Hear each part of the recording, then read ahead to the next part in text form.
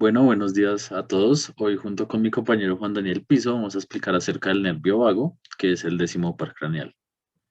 Entonces vamos a explicar sus relaciones anatómicas, sus respectivos orígenes aparente y real, el recorrido del nervio, las relaciones funcionales tanto sensitivas como motoras, la evaluación del nervio y los resultados que esperamos tras la examinación y los procesos patológicos más comunes.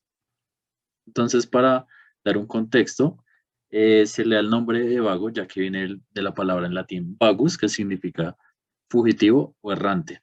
Entonces, se le dio este nombre porque este nervio sale totalmente de las reglas y anda de forma deliberada fuera de la cabeza y el cuello hacia otros órganos, eh, como el estómago, bueno, que vamos a ver más adelante.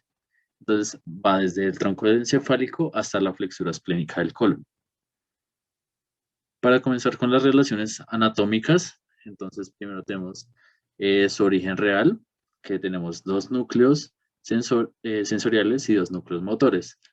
Los dos núcleos sensoriales, el primero es el núcleo espinal del trigémino, que es un sensitivo general, y el núcleo del tracto solitario, que es el sensitivo visceral. Y por otro lado, los núcleos motores como el núcleo dorsal del vago, que es parasimpático, y el núcleo ambiguo, que, pues como lo dije anteriormente, es motor. Su origen aparente, entonces vemos cómo sale el surco retrolivar del bulbo raquídeo, como podemos ver aquí, en su parte inferior, acompañado del nervio accesorio, en su parte superior con el glosofaringio, y en su parte de adelante lo acompaña el hipogloso.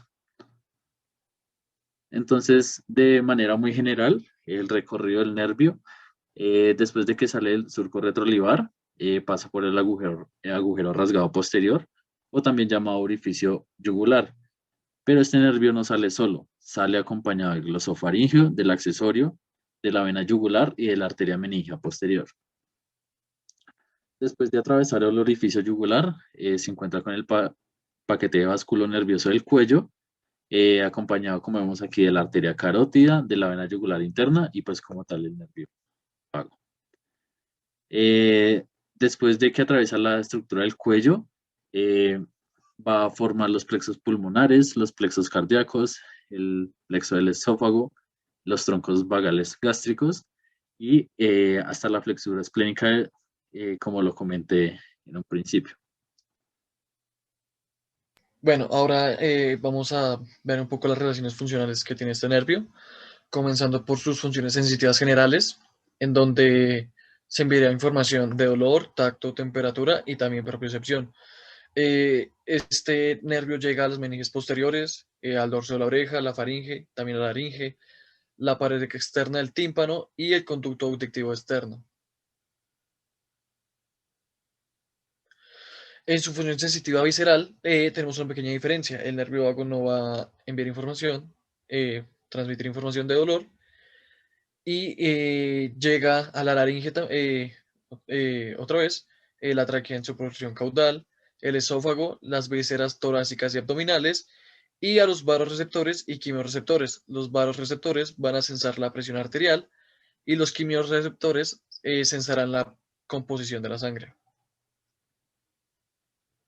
Bueno, en su función motora tenemos que llegará a la musculatura faringea, al palato gloso, a través del plexo faringio, la musculatura palatina, los músculos cricoteroideo e intrínsecos de la laringe, y básicamente la acción motora comenzará en su primera motoneurona, en la corteza cerebral motora, donde hará sinapsis en el tronco encefálico, en el núcleo ambiguo. Y básicamente su función en este caso es la deglución y el habla. Y finalmente tenemos las funciones motoras viscerales parasimpáticas, que en este caso tenemos que eh, llegar al músculo liso y a las glándulas de la laringe y la faringe, en donde se encargará de la secreción de mucosa. También llegará al músculo cardíaco, donde disminuirá principalmente la frecuencia cardíaca, a las vísceras torácicas y abdominales, y será encargada en el pulmón de la broncoconstricción. Y también tenemos que es encargado de la secreción de mucosa en el estómago, y la estimulación de los músculos estomacales, o sea, el transporte de alimento. Eh, bueno, tenemos las dos ramas del nervio vago, pues el nervio vago derecho, donde inerva el nodo sinusal, que este principalmente actúa sobre la frecuencia cardíaca, y el nervio vago izquierdo, donde inerva el nodo auroventricular, que si existe un daño del el nodo sinusal, el nodo ventricular servirá o actuará como segundo marcapasos del corazón. En este caso, regulará la fuerza de la contracción cardíaca. Bueno, seguimos. Ahora vamos a mostrarle un video para que puedan entender de manera muy clara la evaluación del nervio vago. Bueno, lo primero que haremos será evaluar el reflejo faríngeo nauseoso, que en este caso se hace una prueba tocando con la punta de un bajalenguas la pared posterior de la faringe alternadamente a la izquierda y a la derecha, corroborando mediante la elevación del velo del paladar la contracción de la musculatura faríngea y la retracción de la lengua con sensación de náuseas, como podemos ver acá. Y el siguiente examen o la siguiente evaluación que vamos a hacer es la observación de la úvula. Esta observación se tiene que observar la úvula del paciente totalmente centrada y simétrica al solicitarle que pronuncie la letra A, y se observa la elevación simétrica de ambos lados del velo del paladar, al igual que la contracción de la pared posterior de la faringe, que también debe ser simétrica. En el caso de que haya una parálisis unilateral del vago, pues solo se contraerá el velo del lado sano y por consiguiente la úvula será atraída al lado sano.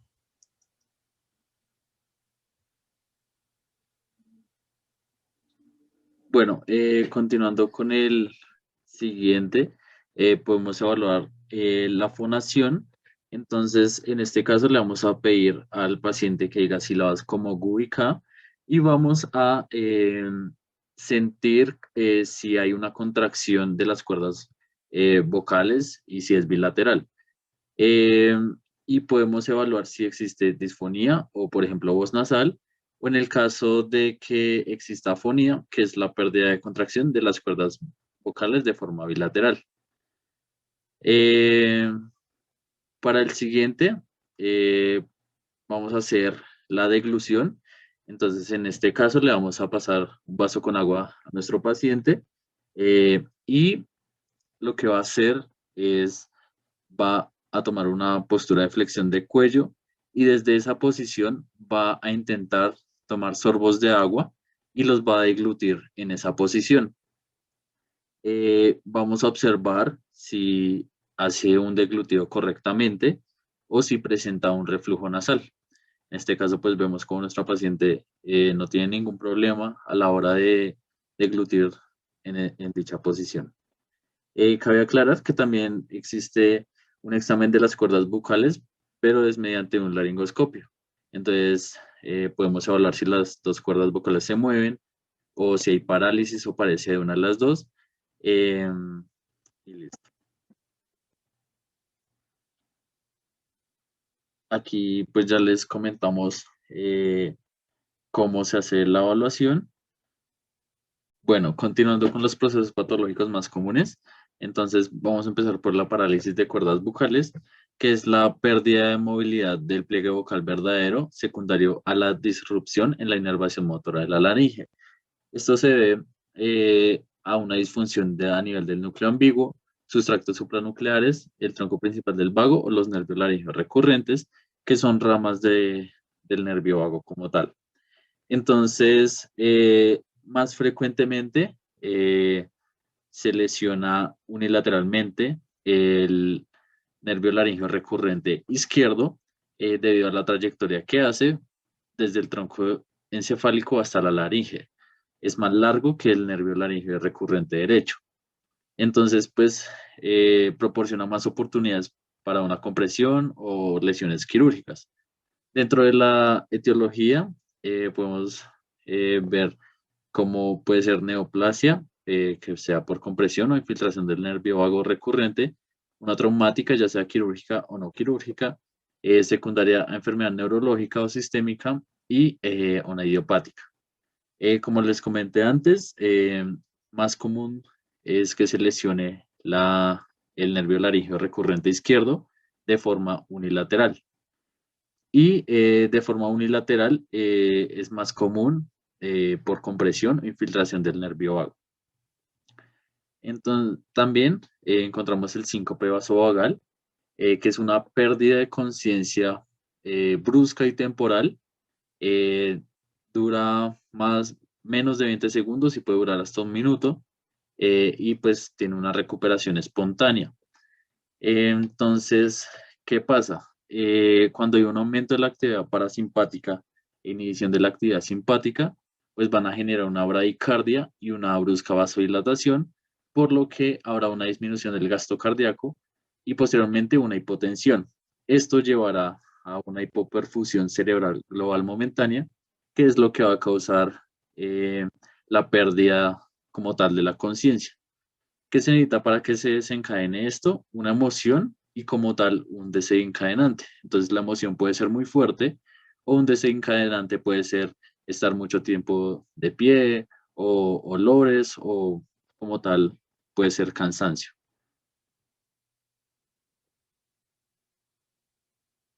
Bueno, tenemos la arritmia. En este caso es un trastorno de la frecuencia cardíaca o el ritmo cardíaco. En este caso el corazón puede latir demasiado lento o de manera irregular.